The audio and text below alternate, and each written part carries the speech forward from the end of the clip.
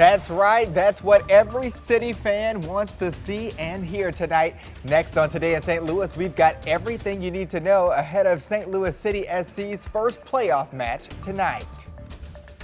And we have rain moving through this morning, more showers on the way for the day ahead. And even as we head towards the game tonight, we'll talk about how much rain's on the way today and when all this wraps up. Deal and no deal. The automakers with tentative agreements with the United Auto Workers and the deal the union rejected. This is Today in St. Louis, focused on you. Well, are you up? Are you up? Oh, look at it. You might want to be, because we're taking a live look at City Park because it's match day. Whoop, whoop. Sporting KC is not in Kansas anymore. Toto? Toto. We're no longer in Kansas. They're here to face off against City SC in the first round of the MLS playoffs. Oh, that's right. It's going to be a good day. It will. Good morning to you. It's Sunday, October 29th. I'm Travis Cummings. And I'm Mercedes McKay. Obviously, we can feel it in the air. That's so right. Thank you so much for joining us this morning. We got everything you need to know. 15 hours from now, City SC will take to the home pitch. Yes. So here's what to expect today. There's a lot going on, so listen closely. The official City SC pre-match events start at 5:30 this evening with the City block party at Lou Fuge Plaza. Now that's just outside City Park Stadium. Then, native St. Louisan and country singer Chris Bandy will take the stage at 6 p.m. You do not need a ticket to go to that concert. And then an hour and a half later, the gates open for the fortunate fans who have tickets to the match. Kickoff is at 9. And just like every home match this season, today's tickets are sold out. That's right. But if you head out to City Park for the block party, you can stay out in Lou Fuge Plaza for a match watch party. And that's free. And the pets, the furry friends, are welcome. And just a few blocks from City Park, Beffa's Bar and Restaurant is holding their own match party. Their watch party starts with pregame activities at 4 p.m. There are some postgame activities, too, for all you night owls out there. And it will be a red out tonight at City Park, so no matter where or even if you watch tonight, you can support the team by wearing red. Travis and I are in our red this morning, obviously. So the first round of the MLF playoffs is a best of 3. So we're guaranteed tonight's match and then another one in Kansas City, Kansas on November 5th. If needed, there will be a third match back here in St. Louis on November 11th. After round 1, each round is a single elimination match. The MLS Cup final is December 9th. Now, to keep up with the events and matches throughout City SC's playoff run, just text the word CITY to 314-425-5355. Yeah, we're keeping you in the know. It's clear City SC fans cannot contain their excitement. I know we can't. Support for the Ravioli Boys is pouring in. Even the St. Louis Zoo is getting in on that action. And this fan won't be in town for the match, but is making sure to rep the team wherever he travels. And this fan is also bringing a poncho and hand warmers to City Park tonight. Anthony, let's get over to Anthony Slaughter. How are our rain chances looking during the City block party and match? Well, I hate to be the bearer of bad news and rain on the parade, but we do have showers that are in the forecast once again, so you will need some type of outer layer to keep you not only warm but also dry. Maybe a poncho and some layers, and yeah, as Travis mentioned, hand warmers may be a good idea as well. So we are waking up with rain in and around St. Louis. If it's not raining where you are, there certainly is some mist and drizzle coming out of the sky. Look out towards Denver. They are getting snow.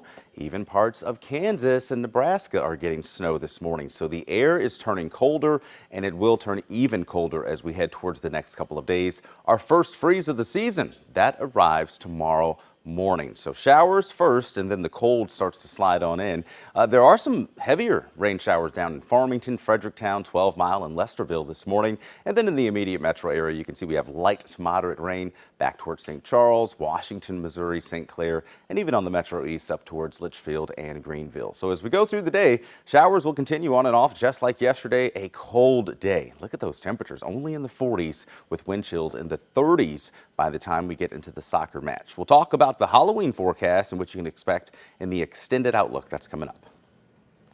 Now on to a story we've been following for a day now. This morning, one person is facing charges in an attempted carjacking turned murder in Webster Groves. The shooting happened just after midnight yesterday outside Hot Shots Sports Bar and Grill on Laclede Station Road. A man told police that 2 people approached him outside his vehicle wearing ski masks. Fearing for his safety, he pulled out his gun and shot and killed one of them. Police identified him as 19-year-old Javion Bibby. This morning, his alleged accomplice, 18-year-old Ronnie Jewett, faces a second-degree murder charge. The shooter has not been charged yet. I spoke with neighbors about how the crime makes them feel. I'd like to try to be in by no later than 10 p.m. and usually I'm in, earlier than that, but I just don't like to stay out late.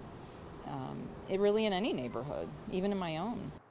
Now, anyone with information is asked to call the Webster Groves Criminal Investigation Unit at 314-963-5419.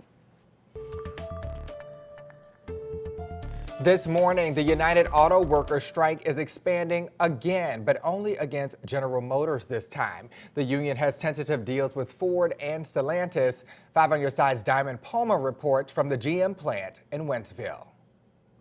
The 2023 United Auto Workers strike is officially longer than 2019's. Striking workers here at the GM plant in Wentzville say now that Ford and Stellantis have reached a tentative deal with UAW, they're hoping they're next. Hopefully not too much longer. It's going to be cold here for too long, but you got to hold out to, get what you need and get what's right. Rain or shine, workers are holding the line. But on Saturday, UAW's international president, Shawn Fain, announced they failed to reach a deal with General Motors. GM released a statement in part saying, "We are disappointed by the UAW's action in light of the progress we have made. We have continued to bargain in good faith with the UAW, and our goal remains to reach an agreement as quickly as possible." The union says workers at GM's plant in Spring Hill, Tennessee will now walk off the job. GM Wentzville stamps parts for that location and the Fairfax plant in Kansas City, Kansas.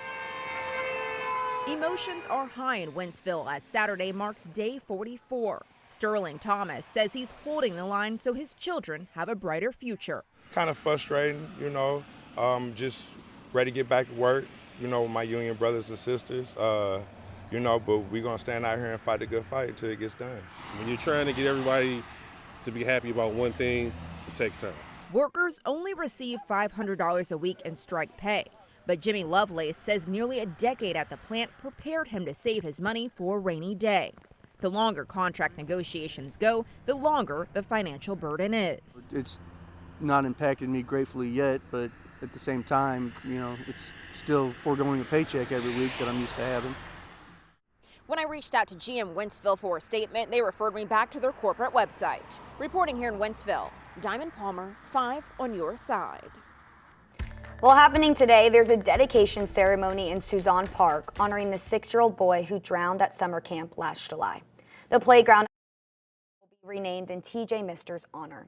His parents, along with St. Louis County officials, will be there as they unveil the playground's new sign. TJ's parents ask any kids coming to wear their Halloween costumes since it was TJ's favorite time of year. The dedication starts at 3 p.m. Also today in Creve Coeur, there's a donation drive to support Israeli soldiers and displaced Israelis. From 9 to 1, you can drop off items at the synagogue on South Mason Road. Some of the items on the list include medical supplies like tourniquets and bandages, as well as coats and sleeping bags. Also happening today, it's the final day of the Kia and Anti-Theft Clinic at the Galleria. The automaker is installing upgrades to protect your Kia from getting stolen, and that runs from 8 a.m. to 6 p.m. To see if your Kia is eligible, just look for this story under the As Seen on TV section at ksdk.com.